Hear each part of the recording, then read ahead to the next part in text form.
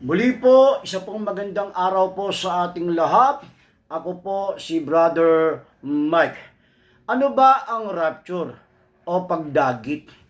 Ayon po sa 1 Thessalonica 4:16 verse 17, ang rapture o pagdagit, ito yung pag-ibig sa atin ng Diyos, ito yung kanyang pangako na siya'y babalik at muling kuhanin ang kanyang mga anak o lingkod.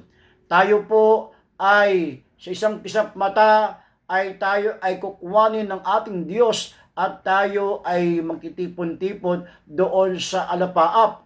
Yung mga namatay muna ang unang bubuhayin at tayong lahat ay sasalubong sa ating Panginoon si Kristo.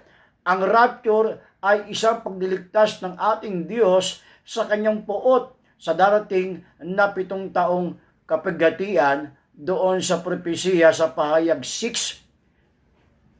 Muli, salamat po. Ito po si Brother Mike. God bless.